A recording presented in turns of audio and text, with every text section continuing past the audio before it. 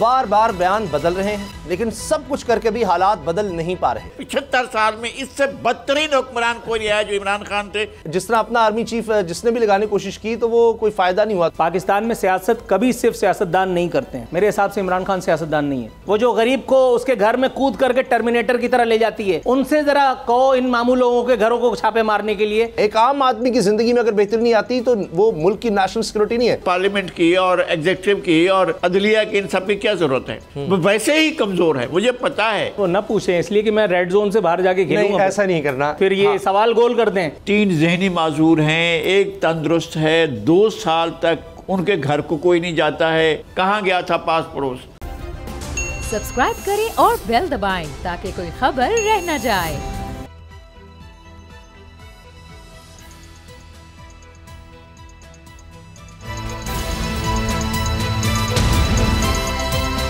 अब पता चला। बिस्मिल्लाहिर्रहमानिर्रहीम, अस्सलाम वालेकुम। मैं हूं मोहम्मद उसामा गाजी और आप देख रहे हैं अब पता चला। आज के प्रोग्राम में बात होगी पीटीआई की जारहाना इनिंग्स पर, तजर्बाकारों की नई सितम ज़रीफ़ी पर और नेशनल सिक्योरिटी काउंसिल के आज होने वाले इजलास का भी जिक्र करेंगे। सबसे पहले बात करते हैं तजर्बाकारों की तजर्बाकारी पर, जो अवाम पर महंगाई की ज़रबकारी कर रही है। इनके तजर्बे का यह हाल है कि बार बार बयान बदल रहे हैं, लेकिन सब कुछ करके भी हालात बदल नहीं पा रहे। अवाम महंगाई की चक्की में पिस रहे हैं। क्यों? क्योंकि पीडीएम जमातों को अपने केसेस खत्म करने थे, इस्लाहात के नाम पर अगले इलेक्शन सीधे करने थे, अवाम को लॉलीपॉप दिया महंगाई खत्म करने का, और अब सितम तोड़ रहे हैं हर चीज महंगी करके। अवाम को समझ नहीं आ रही कि झूठ पर झूठ बोलने पर शर्म दिलाएं तो किसे, क्योंकि सियासत का इस लफ्ज से दूर तक कोई ताल्लुक ही नहीं। हुकूमती जमातें अपोजिशन में थीं तो महंगाई की वजह से इमरान खान की नाअहली इसको करार देती थी कि जी महंगाई की वजह है इमरान खान की नाअहली, नालायकी इमरान खान की। फिर ज़मीनों के सौदे हुए, साजिश हुई या अदम एतमाद, ये लोग हुकूमत में आ गए। होना तो ये चाहिए था कि महंगाई ख़त्म करते, मगर सबसे पहले अपने केसेस ख़त्म करने पर तवज्जो दी। फिर इलेक्शन सीधे करने की इस्लाहात भी हो गई, ना मिली तो इन तजर्बाकारों से आवाम को खैर ना मिली, बल्कि रोटी कम खाने की एक तजवीज़, चाय कम करने और चीनी छोड़ने के मशवरे मिले। ये सोशल मीडिया का दौर है जनाब। इसमें सिर्फ मीडिया मैनेजमेंट के गंदे धंधे से हुकूमत अपने झूठ छुपा नहीं सकती। हुकूमत संभालते ही मुआशी बदहाली का ढंडोरा पीटा गया, सारा मलबा पीटीआई की हुकूमत पर गिराया गया। कुछ दिन गुजरे तो बयान बदल गए। ताज़ा फरमान ये सामने आया कि महंगाई के अजाब के पीछे पीटीआई के आईएमएफ से किए गए मुआहिदे हैं। मरीम नवाज पर्चे पढ़ कर पीटीआई हुकूमत की आईएमएफ से मुआहिदे से कीड़े निकालती रही, और फिर जब खुद आईएमएफ से मुआहिदे का लम्हा आया तो एक बार फिर हुकूमत पहले बयानात से साफ मुकर गई। अब मौक़िफ़ यह है कि महंगाई का आईएमएफ मुआहिदों से कुछ लेना देना नहीं, बल्कि महंगाई आलमी मसला है। लेकिन ताज़ा खबर यह है कि साबिक़ा हुकूमत के बजट को पीटीआई एमएफ कहने वाले अब खुद इसके आगे लेट गए हैं। अवाम पर मजीद 40 अरब के टैक्स लगाने की हामी भर ली है। लेकिन तल्ख हकीकत यह है कि महंगाई के सितम तोड़ने की इस मशक से हुकूमत अपनी सियासी कब्र खुद खोद रही है। पीटीआई और इमरान खान का बयान मकबूल से मकबूलतर हो रहा है। आज इस्लामाबाद में रजीम चेंज सेमिनार था, जिसमें कप्तान ने जारहाना अंदाज से मुखालिफिन पर गोलाबारी की। कहा कि खुर्रम दस्तगीर ने कहा आर्मी चीफ इमरान खान अपना रखवाना चाहता था। इसकी बात का क्या मकसद था? क्या इनको अपनी मर्जी का आर्मी चीफ चाहिए था? सवाल ये उठाया कि नवाज शरीफ क्यों हमेशा अपनी पसंद का आर्मी चीफ लेकर आया?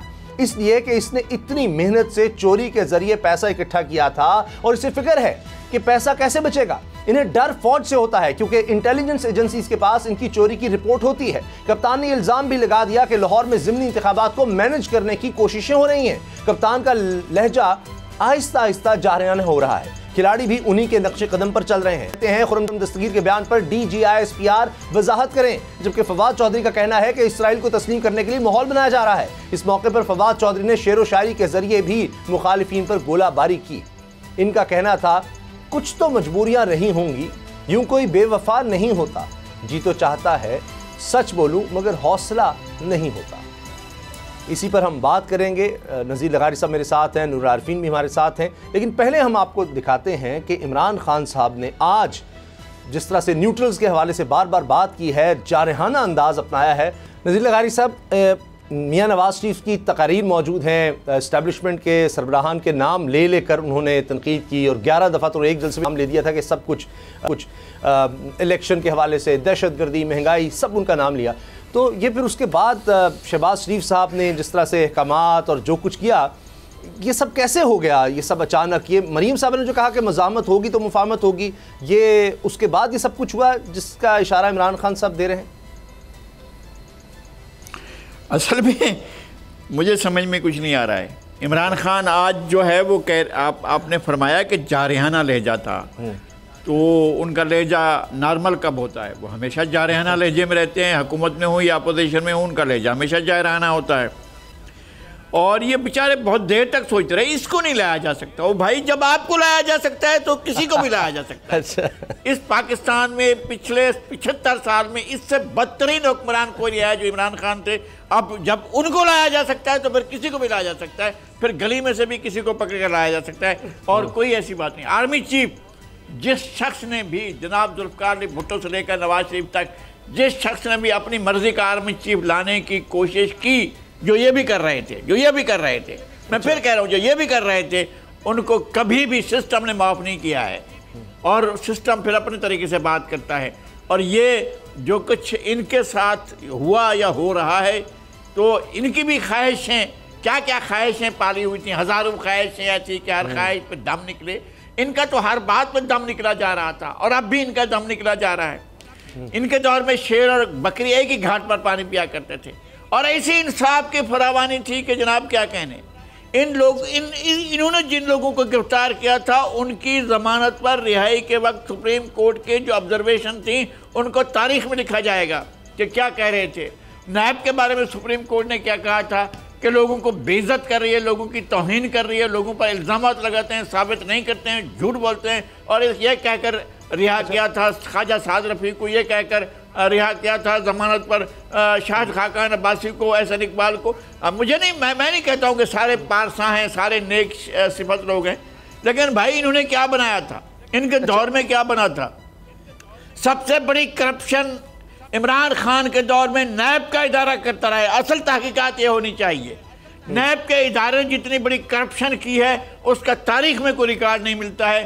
اب کبھی اس بات کی تحقیقات ہوں گی تو پھر کھلے گا کہ یہ کتنا بڑا کرپٹ ادارہ رہا ہے. اور اس نے کس کی، یعنی جو یہ کہے کہ جناب میں نے تو حکومت بچانی ہے، میں حکومت بچانے کے لیے بیٹھا ہوں، ورنہ اگر میں نے کارروائی شروع کر دی، چیئرمین نیب کہتے ہیں، اگر میں نے کارروائی شروع کر دی تو حکومت ہی نہیں بچے گی. یہ صورتحال تھی جس کو بچایا ہوا تھا نیب کے چیئرمین.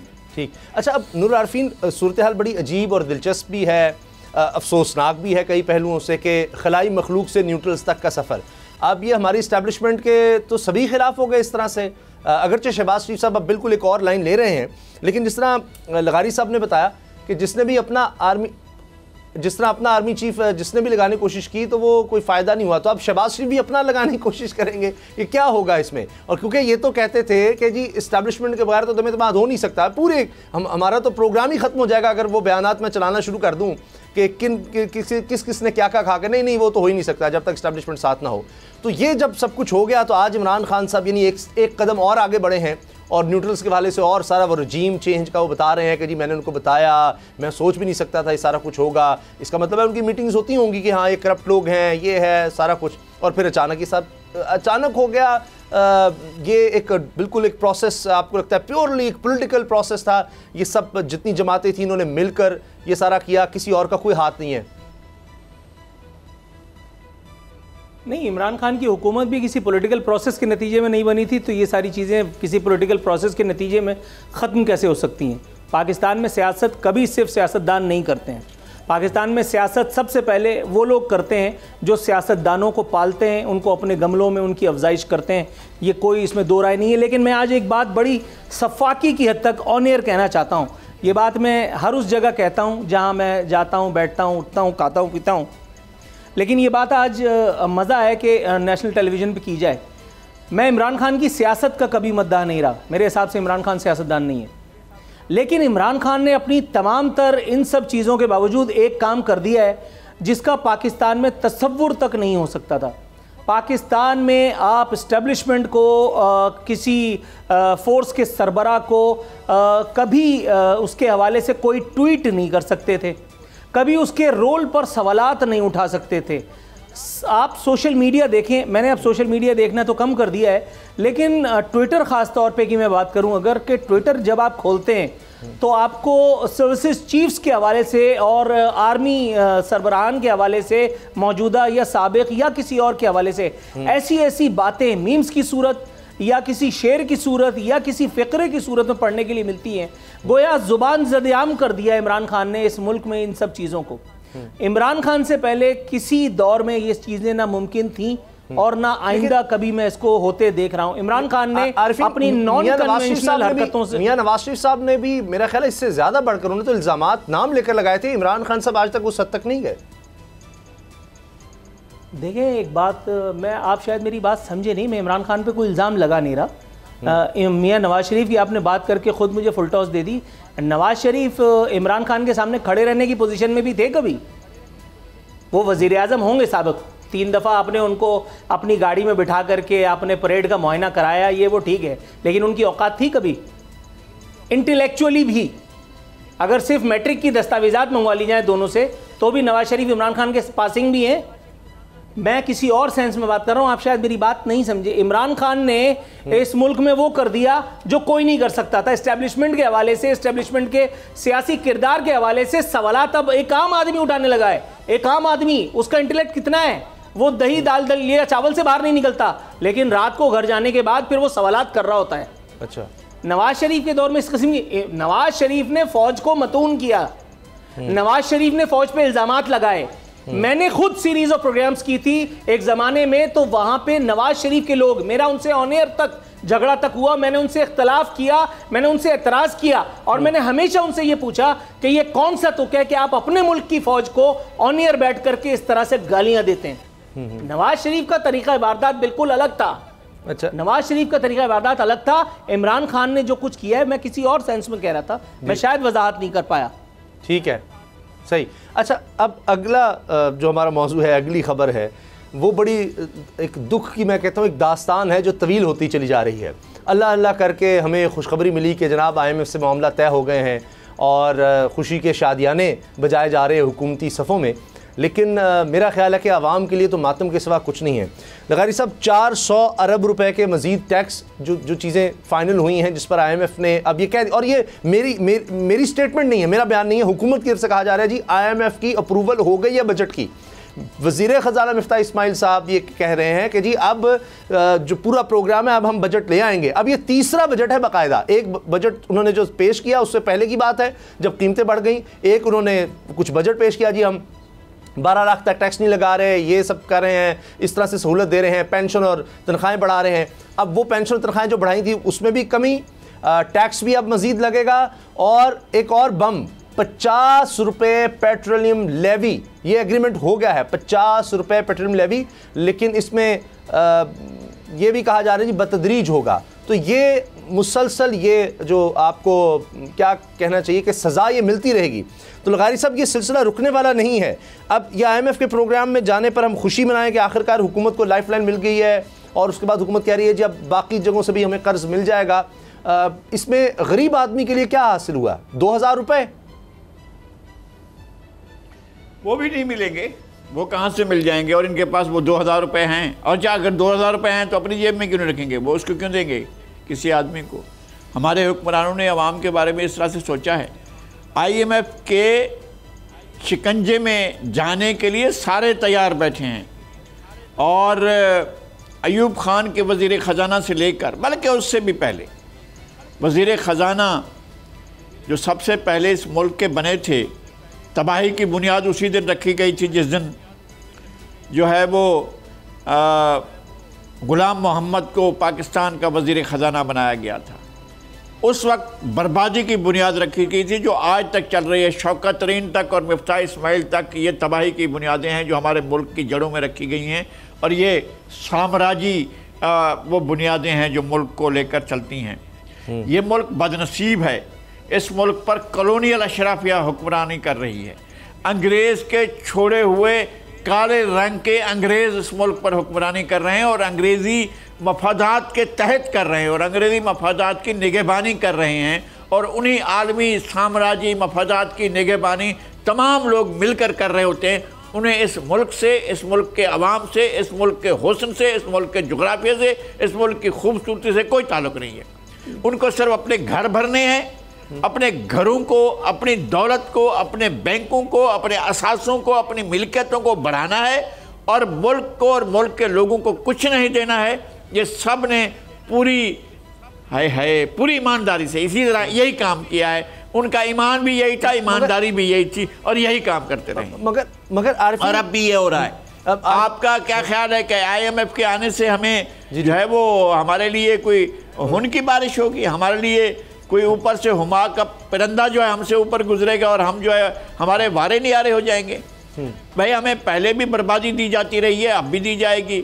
تمام قرضے ایک حکومت لیتی ہے جو پاکستان کے مجموعی قرضوں کے برابر ہوتے ہیں، وہ اپنے 3 4 سال 5 سال میں پورے کرتے ہیں۔ اسی طرح عمران خان نے بھی 80% قرضے لے لیے جو پاکستان کی پوری تاریخ میں لیے گئے۔ اب یہ 1 سال میں اور اتنے قرضے لے لیں گے جتنے پاکستان کی تاریخ میں لے جاتے رہے، پھر کوئی روک نہیں سکے گا آپ کو دیوالیہ ہونے سے، بینک کرپٹ ہونے سے کوئی نہیں روک سکے گا اس حکومت کو۔ آپ آگے چلنے تو دیں، 1 سال میں یہ کیا کرتی ہے، کیا گل کھلاتی ہے۔ اچھا، اب جو حالیہ اجلاس ہوا نور عارفین، اس میں کابینہ میں ایک تو یہ چیز سامنے آ رہی ہے اسحاق ڈار کی شاید واپسی ہو سکتی ہے، کیونکہ مفتاح اسماعیل سے سب ناراض تھے، سوال کیے گئے، شہباز شریف نے کہا جی میں آپ کا دفاع نہیں کروں گا، آپ جانتے ہیں میری کیا سوچ ہے، میں تو ایک دھیلے کی، جس طرح وہ کہتے ہیں کرپشن کی، تو کہتے ہیں میں ایک ٹیکس بھی نہیں لگانا چاہتا، کچھ بھی نہیں لگانا چاہتا، آپ جواب دیں۔ یہ بھی بات ہوئی کہ جی سارے مل کر دفاع کریں، سب گالیاں ہمیں ہی پڑھ رہی ہیں، نون لیگ کو پڑھ رہی ہیں، باقی ساری جماعتیں، پیپلز پارٹی ہو، جمعیت الاسلام، فضل الرحمان گروپ اور MQM اور دیگر کیوں نہیں، اسی لیے پھر سب کو ساتھ کھڑا کر کے بات کی گئی۔ لیکن اسٹریٹجی سمجھ نہیں آ رہی، کنفیوژن ہے، کیا ہے؟ کبھی کہتے ہیں جی سارا معاہدہ IMF کا تھا اس لیے ہمیں پیٹرول مہنگا کرنا پڑا، اب خود کہہ رہے ہیں کہ جناب اس کا تو IMF سے کوئی تعلق ہی نہیں۔ یہ بھی خبریں ہیں کہ شاید IMF ناراض ہو رہا تھا، جی آپ ہم پہ کیوں ڈال رہے ہیں کہ پیٹرول ہماری وجہ سے مہنگا ہو رہا ہے، جو بات سچ ہے وہ کریں۔ اب جس طرح آپ نے وہ چائے کی بات کی اور وہ سوشل میڈیا پر اتنی زیادہ لوگوں نے پھیلائی اور آپ کو اپریشیٹ بھی کیا گیا، تو مجھے خدشہ ہے کہ اب چینی بھی آ گئی ہے اس چیز میں کہ چائے کم کریں، اب چینی آ گئی ہے اس لسٹ میں۔ اگلا میں آپ کو بتا دیتا ہوں، اب گھی آئے گا، گھی کے بعد پیٹرول اور گیس کا استعمال کم کریں، پھر خدا نخواستہ چاول اور گندم کی باری بھی آ جائے گی، اور پہلے انہوں نے کہہ دیا ہے۔ یہ آپ کو اسٹریٹجی نظر آ رہی ہے لوگوں کے لیے، عوام کے لیے یہ اسٹریٹجی نظر آ رہی ہے کہ جی دل پہ پتھر رکھا ہوا ہے ہم نے، مزید پتھر رکھ کر ہم یہ فیصلہ کر رہے ہیں، مشکل فیصلے، وزیر اعظم کہہ رہے ہیں مزید مشکل فیصلے بھی کرنے پڑے تو کریں گے، مجھے اس پہ کوئی اعتراض نہیں ہے، آپ بہت اچھی گفتگو کرتے ہیں، لیکن مجھے چائے کم کرنا ہے، آپ نے چینی کم کرنی ہے، مجھے کوئی اعتراض نہیں، پھر تمام ایوانوں میں بین کر دیں چائے اور چینی، کوئی وزیر اعظم نہیں پی سکتا چائے اور چینی، اور اگر آپ نے گھی تک بات جانی ہے، آٹے اور چینی تک، تو پہلے پھر خود بند کریں چیزیں۔ عارفین، چائے اور چینی دونوں ملا کر کے بھی اگر بین کر دیا جائے گا تو بھی پاکستانی قوم کو کوئی خاص فائدہ نہیں ہوگا۔ میں ڈے 1 سے کہتا چلا آ رہا ہوں بھائی، ان میں سے کتنے شرابی ہیں ذرا یہ تو پتہ کر لو، یہ اپنا صرف رات کو شراب پینا بند کر دیں۔ یہ جو بڑے بڑے بلند مقابر میں کراچی ہو، لاہور ہو، اسلام آباد ہو، یہ جو رات کو ڈانس پارٹیاں ہوتی ہیں غریبوں کے دکھ میں شریک ہونے کے لیے، وہ جو حرام کا پیسہ لٹایا جاتا ہے مغنیاؤں پر، ڈانسرز پر، وہ کم کر دیں اگر، تو پاکستانی قوم پر بڑا احسان ہوگا۔ اور وہ جو مامے نہیں ہیں وہ احتساب کے، وہ ایب نیب اور وہ جتنی CIA PIA DIA FIA، وہ جو غریب کو اس کے گھر میں کود کر کے ٹرمینیٹر کی طرح لے جاتی ہے، ان سے ذرا کہو ان معمول لوگوں کے گھروں کو چھاپے مارنے کے لیے، اس سے ہوگا پاکستانی قوم کا بھلا۔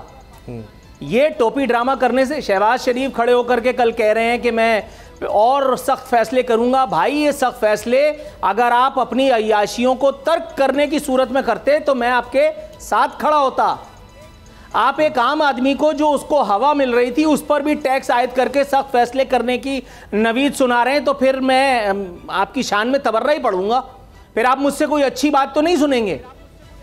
میں آپ کو چاند دکھا رہا ہوں، آپ میری انگلی ٹیڑھی ہونے کا تانا دے رہے ہیں۔ آپ کا دماغ درست ہے، اپر چیمبر آپ کا اپنی قابو میں ہے، آپ کہہ رہے ہیں کہ میں آپ کا دفاع نہیں کروں گا، لیکن ساتھ ساتھ آپ پبلک کو نکل کر کے یہ بھی کہہ رہے ہیں کہ ہمیں ٹیکس لگانا پڑے گا مزید، اور ٹیکس لگا کون رہا ہے؟ وہی چپس والا۔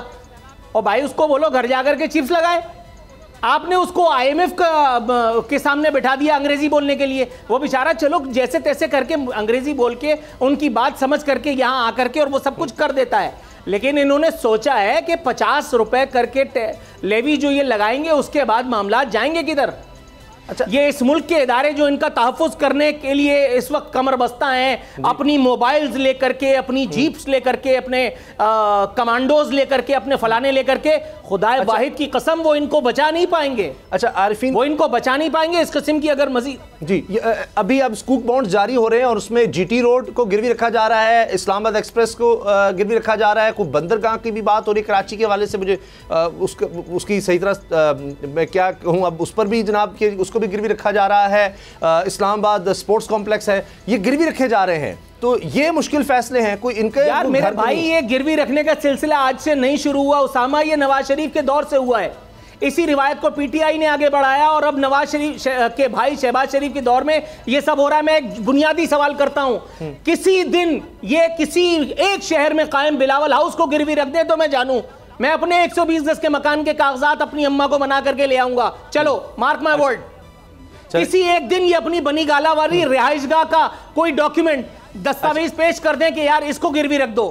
کسی ایک دن یہ اپنے رائیونڈ کے محلات کو گروی رکھنے کی بات تو کریں. یہ غریب کے حلوائی کی دکان پہ نانا جی کا فاتحہ اندھی لگی ہے. اچھا, اور اسی طرح سے اس میں ہم رائیونڈ کے محلات بھی شامل کر لیتے ہیں, اور رقبے کے لحاظ سے پاکستان میں اس سے بڑا شاید گھر کسی کا نہیں ہوگا. بریک لیتے ہیں جی, اور بریک کے بعد بات کریں گے کہ اب ہو کیا رہا ہے, مذاکرات کس طرف جا رہے ہیں TTP سے, اور اس پر حکومتی جماعتوں کو شکایت کیا تھی, کیا وہ دور ہو سکی ہیں. بریک کے بعد اب پتہ چلا. نیشنل سیکورٹی کمیٹی کا اجلاس ہوا, وزیراعظم شہباز شریف صاحب نے اس کی صدارت کی, اور یہ ان کیمرہ اجلاس ہے. اعلامیہ بھی اس کا جاری ہو گیا. اس میں ظاہر ہے بہت زیادہ تفصیل تو آتی نہیں, بس یہ کہ جی جو ملک کی اس وقت صورتحال ہے سیکورٹی کی, اس پر بریفنگ دی گئی ہے عسکری جو اعلیٰ قیادت ہے ان کی جانب سے.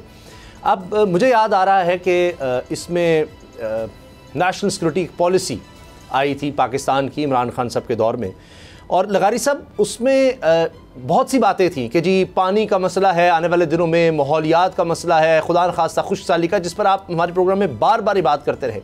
تو اب جو ملک کی نیشنل سیکورٹی ہے اس سے یہ چیزیں جڑی ہوئی ہیں. ایک عام آدمی کی زندگی میں اگر بہتری نہیں آتی تو وہ ملک کی نیشنل سیکورٹی نہیں ہے. ملک کی سلامتی کو ہم یہ نہیں کہہ سکتے کہ وہ کوئی اچھی ہے, اس کو خطرہ ہو جاتا ہے. عام آدمی کی صحت, تعلیم, اس کی خوراک کا, اس کی معیشت کا ہم نے دھیان رکھنا ہے. تو کیا جب اس طرح کی ڈسکشنز ہوتی ہیں, جس طرح اب بھی یہ اجلاس ہوا, پہلے تو یہ کہا جا رہا تھا کہ جی وہ جو TTP سے مذاکرات ہیں اس پر کانفیڈنس میں لیا جائے, لیکن کیا یہ چیزیں بھی ڈسکس کرنے والی ہیں, یا مجھے یہ ڈر لگ رہا ہے کہ شاید حکمران جو ہوتے ہیں چونکہ وہ اور طرح کے ماحول میں ہوتے ہیں, تو گاڑیاں بھی چل رہی ہیں, ان کو خبر جاتی ہے, موٹر سائیکلیں بھی چل رہی ہیں, رکشہ بھی چل رہا ہے, بسیں چل رہی ہیں, لوگ گھی بھی استعمال کر رہے ہیں, لوڈ شیڈنگ بھی اسی وجہ سے ہو رہی ہے کہ بجلی کا استعمال اب بھی ہو رہا ہے. تو ان کو لگتا ہے کہ نہیں, لوگوں کا اتنا مسئلہ نہیں ہے, یہ بات زیادہ بتائی جاتی ہے, لوگ زیادہ بڑھا دیتے ہیں. اب بھی لوگوں میں سخت ہے, 50 روپے وہ پیٹرولیم لیوی دیں گے تبھی تو ہم نے ایگری کیا ہے. تو یہ باتیں بھی ڈسکس ہوتی ہیں یا اس کا تعلق نہیں ہے, یہ بس صرف اب یہ مذاکرات TTP اور یہی کافی ہے؟ بہت اہم سوال ہے.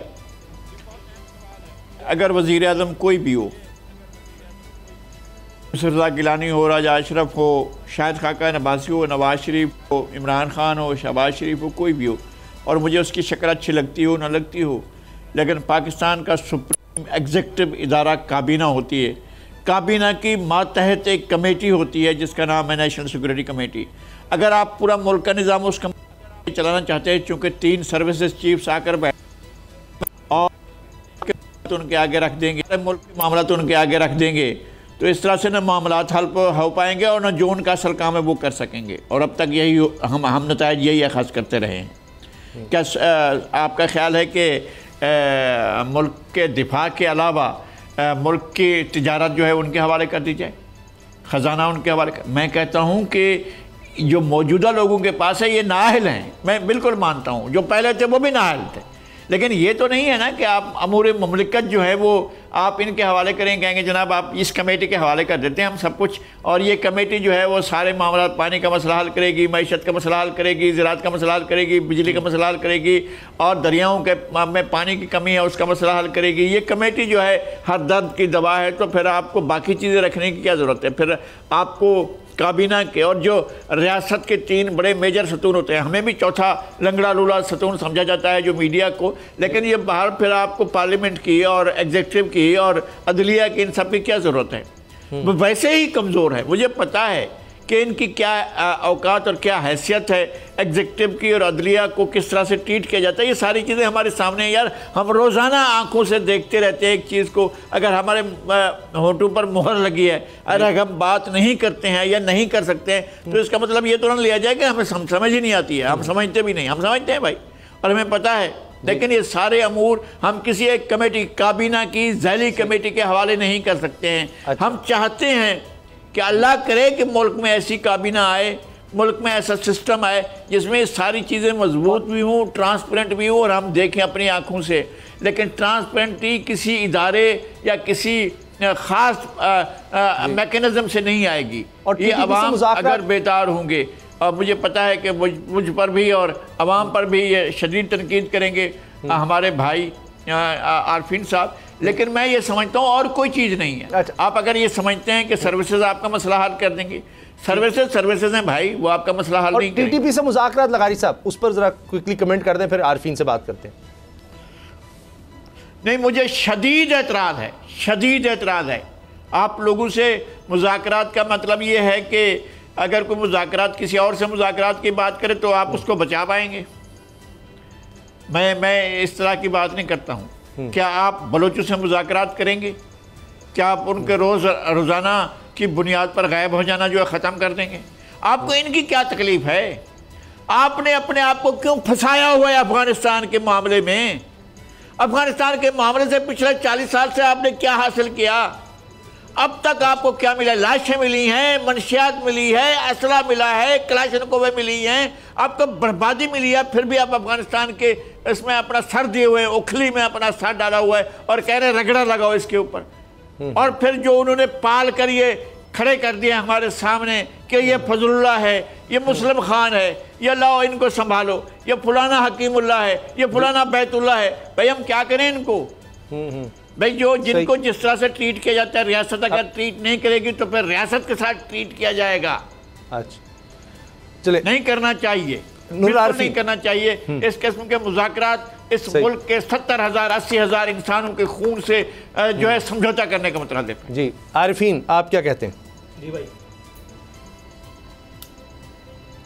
نہیں مجھ سے آپ نہ پوچھیں، اس لیے کہ میں ریڈ زون سے باہر جا کے کھیلوں گا۔ ایسا نہیں کرنا۔ آپ طالبان سے اس لیے مذاکرات کر رہے ہیں کیونکہ وہ گزارش ہے، دیکھیں تو پھر یہ سوال گول کر دیں، ورنہ اس کا میں وہ جواب دوں گا کہ پھر بڑے معاملات ہو جائیں گے۔ اچھا چلیں چھوڑ دیں۔ دیکھیں لغاری صاحب نے بھی میرا خیال ہے بہت کچھ کہہ دیا ہے، اور اگر اس کے باوجود آپ کہہ رہے ہیں کہ میں وہ کراس کر دوں گا ریڈ لائن، تو پتہ نہیں اس سے آگے کیا کہا جا سکتا ہے۔ لغاری صاحب نے سب کچھ تو میرا خیال ہے بیان کر دیا۔ چلیں پھر اب یہی ہم کہہ سکتے ہیں کہ یہ قومی سلامتی کمیٹی کا اجلاس ہے، بڑا اہم ہے، تمام جماعتوں کی اس میں ریپرزنٹیشن ہوتی ہے اور ان سب کو بریف کیا جاتا ہے سلامتی کے معاملات پر، قومی سلامتی کے معاملات پر۔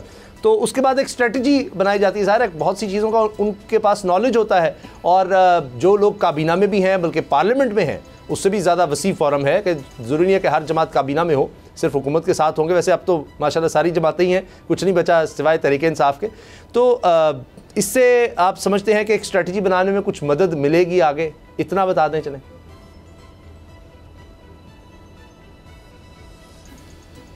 بھائی یہ فوٹو سیشن ہے، اس میں سارے بڑے بڑے انکل لوگ آ کر کے بیٹھتے ہیں، سلامی لیتے ہیں، سلامی دیتے ہیں، تصویریں کھینچتی ہیں، بتایا جاتا ہے کہ ملک کو درپیش اہم چیلنجز، کائے کا چیلنج اس وقت ملک کو جو درپیش چیلنجز ہے اس سے تو ایک غریب عام آدمی نمٹ رہا ہے۔ آپ لوگ کیا کر رہے ہیں؟ ملک کو جو درپیش چیلنج ہے اس وقت، ملک کو سیکیورٹی کا کون سا خطرہ ہے بھائی؟ اس وقت ملک کے عوام کو جو سیکیورٹی درکار ہے، خود اپنی حکومتوں سے، خود اپنے حکومتوں کو چلانے والوں سے، خود آزاد سے، خود غلام سے، خود مختار سے، خود غیر خود مختار سے، اس وقت ان کو سیکیورٹی کون دے گا؟ اس وقت ملک کو درپیش جو اندرونی معاملات ہیں، مہنگائی ہے، کساد بازاری ہے، اچانک سے آپ ایک دن ایک پھول کھلا دیتے ہیں، وہ اٹھ کر کے جب گملہ توڑ کر کے باہر نکلتا ہے، شاندار فخریہ پیشکش، اور جب وہ آپ کے خلاف ہو کر کے اور آپ کا بینڈ بجانے لگتا ہے، پھر آپ اچانک اس کی طرف توپے تان لیتے ہیں، تو یہ تھوڑی ہوتا ہے؟ نیشنل سیکیورٹی سلامتی کمیٹی فلانا، اس کا کوئی اچھا سا نام رکھ دو. ایک زمانے میں نیشنل ایکشن پلان نام کا ایک لطیفہ سنایا گیا تھا، کدھر ہے وہ؟ نہیں اس کے بعد آپریشنز کیا ایکشن لیا، کس کے خلاف لیا؟ نہیں اس کے بعد آپریشنز کیے گئے. ابھی بھی آپ دیکھیے کہ یہ یعنی سیاستدانوں نے یہ بلایا ہے اجلاس، کوئی یعنی اسٹیبلشمنٹ کی طرف سے یا فوج کے سربراہان کی طرف سے نہیں یہ کہا گیا کہ یہ اجلاس بلانا چاہیے. سیاستدانوں نے ہی ضرورت محسوس کی، جس وجہ سے بھی انہوں نے اجلاس بلایا ہے. صدارت بھی ایک وزیر اعظم کر رہا ہے. اور اگر آپ عام آدمی کی بات کرتے ہیں تو اس میں شہباز شریف صاحب تو آپ دیکھیں پیش ہیں، کئی انہوں نے ابھی تک دورے کیے ہیں صحت کے حوالے سے. صدارت اگر ایک عام آدمی اگر صدارت ایک سیاستدان کر رہا ہے تو اس کا مطلب ہے کہ وہ انڈیپینڈنٹ ہے، اس کا مطلب ہے کہ وہ سب کے انکل، سب کے ابو چل رہے ہیں. صدارت کی کرسی پہ ابے بھائی یہاں سلامی کے چبوترے پہ کھڑا کیا ہوا ہوتا ہے اور اس کے ہاتھ پیچھے بندھے ہوئے ہوتے ہیں. وہ بیچارہ گن پوائنٹ پہ اپنی پوری مدت پوری کر کے وہ کہتا ہے لعنت بھیجو یار کر کے، کسی اور کام میں کھیتی باڑی میں لگ جاتا ہے وہ. اچھا چلیں، اگر سلامی کے چبوترے پہ کیا ہو گیا؟ مطلب ایک ٹیبل کے ایک کرسی پہ اگر آپ کو بٹھا دیا. نیشنل سیکورٹی پالیسی میں صرف کوئی آپ کے جغرافیہ نہیں ہے، اس میں صحت ہے، تعلیم ہے، عام آدمی کی زندگی ہے، روزگار ہے، پانی کا مسئلہ ہے. یہ تو چلیں سویلینز کے پاس ہے نا، وہ اس پر تو توجہ دے رہی ہے حکومت. میرا خیال ہے سے ابھی شہباز شریف صاحب جو ہیں وہ نظر آئے، ابھی انڈس ہاسپٹل کا وہ کر رہے ہیں، ان کے بیٹے جا کر چھاپے مار رہے ہیں اور کہہ رہے ہیں جی ادویات ہم دوبارہ مفت دیں گے. اس طرف دیکھتے ہیں کہ کیا ہوتا ہے، کس طرح ہوتا ہے جو سول حکومت کے کام ہے. امید ہے کہ اس پر وہ توجہ دے رہے ہوں گے. بریک لیتے ہیں جی، بریک کے بعد ایک لغاری سب پہ بھاری میں بات ہوگی. 2 سال سے قید بہنوں کا معاملہ ہے، اب اس میں کیا پیش رفت ہوئی ہے، بریک کے بعد بات کرتے ہیں. اب پتہ چلا. کراچی میں 4 بہنوں کے 2 سال سے قید ہونے کی خبر سامنے آئی. لغاری صاحب کتنی عجیب بات ہے کہ کسی کو پتہ بھی نہیں چلتا. ہمارے معاشرے میں ایسے مسائل ہوتے ہیں، کوئی ان پر دھیان نہیں دیتا، اتنا عرصہ گزر جانے کے بعد یہ چیزیں پتہ چلتی ہیں.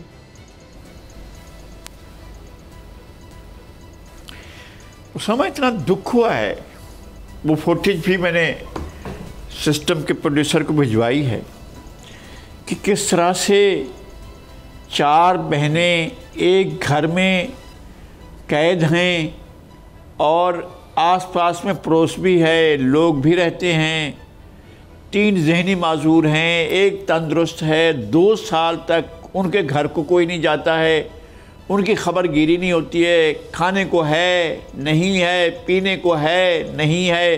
یہ 2 سال کے عرصے میں کسی کا ان سے رابطہ نہیں ہے، کوئی ان سے پوچھتا نہیں ہے.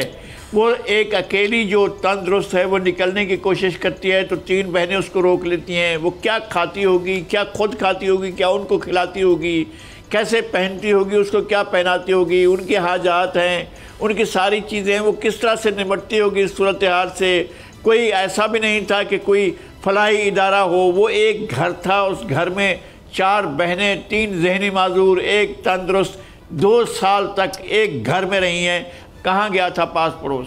اور پھر اس سے بڑی دکھ کی تکلیف کی بات یہ ہے کہ جب یہ بات پہنچی ہے انصار برنی کے چھوٹے بھائی سارم برنی کے پاس یہ اطلاع گئی، اور جب اطلاع ان کے پاس پہنچی ہے تو انہوں نے وہاں جا کر پولیس کے مقامی مبینہ ٹاؤن تھانہ گلشن اقبال کا علاقہ وہ جا کر ایس ایچ او کو ساتھ لے کر جاتے ہیں اور اس گھر کو جا کر کھولا جاتا ہے، تالا توڑا جاتا ہے، ان بہنوں کو نکالا جاتا ہے وہاں سے اور وہ بہنیں آتی ہیں. پھر کیا ہوتا ہے فیصلہ کہ جو 3 بہنیں ہیں ذہنی معذور، ان کو ذہنی معذوروں کے ہسپتال میں بھیجا جاتا ہے. جو تندرست بہن ہے اس کو بھائی کے پاس، ایسا بھائی موجود تھا جس کی 4 بہنیں ایک گھر میں 2 سال سے ایک قیدی کی زندگی گزار رہی تھیں اور ذہنی معذور تھیں. اس بھائی نے خبر گیری نہیں لی. یار اب کیا کریں، کہاں جائیں، کس طرف رخ کریں؟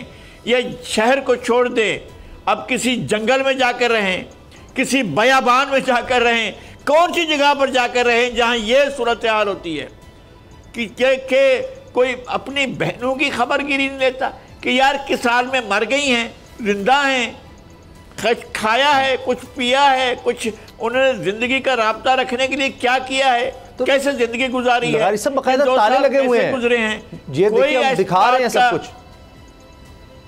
جی یہ سب کچھ آپ دیکھ رہے ہیں، تالے باقاعدہ توڑے گئے اور تالے توڑ کر یہ لوگ اندر گئے اور 4 خواتین کو، بہنوں کو جا کر نکالا گیا. یہ صورتحال رہی ہے اور پولیس کی موجودگی میں ہوا، شاید مجسٹریٹ بھی ہوں، مجھے نہیں معلوم، لیکن پولیس نے خود جا کر یہ سب کچھ کیا ہے. اور ان کو دیکھیں وہ ریسکیو کر رہے ہیں، جس طرح سے وہ بیچاری اندر ہے اور اس کے ہاتھ کو پکڑ کر وہ تالا توڑا جا رہا ہے. یہ تھی صورتحال جو 3 بہنیں ذہنی معذور اور ایک بہن، ظاہر ہے اس کے پاس کیا رہا ہوگا، اس کا ذہن کیا رہا ہوگا جس نے 2 سال اس اذیت میں گزارے ہوں گے. یہ کسی عمر قید سے بھی کم نہیں ہے، کسی بڑی سزا سے بھی کم نہیں ہے. ارے بھائی اگر تم بھائی تھے تو جا کر انہیں کسی ایسے اسپتال میں چھوڑتے جا کر جہاں کوئی تو ان کی خبر گیری کرتا.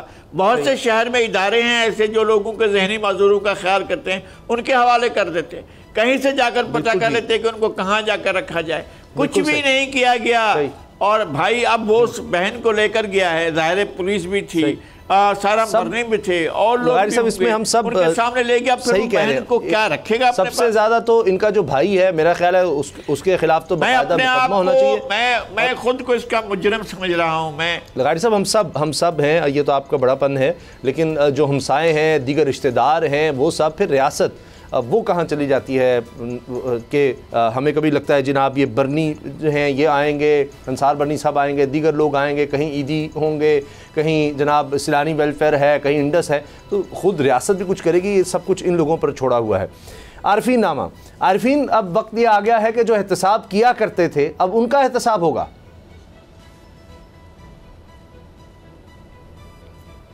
اگر یہ بھی ہو جائے نا تو پاکستان کی تقدیر سنورنے کا آغاز کم از کم کسی نہ کسی پیمانے پہ ہو جائے گا، لیکن ایسا ہوگا نہیں.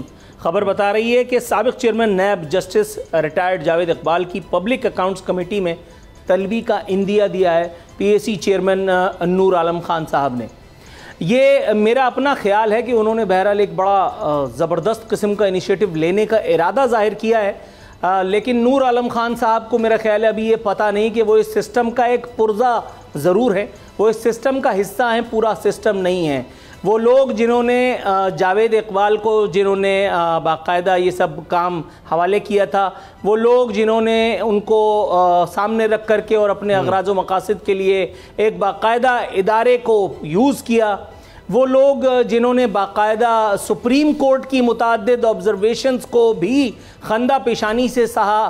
Observations about NAB functioning, Supreme Court نے متعدد مرتبہ نیب کی گوشمالی کی، بتایا گیا سپریم کورٹ کے متعدد فیصلوں میں کہ نیب جو ہے وہ باقاعدہ پولیٹیکل انجینئرنگ کے فرائض سر انجام دے رہی ہے پچھلے دور اقتدار میں.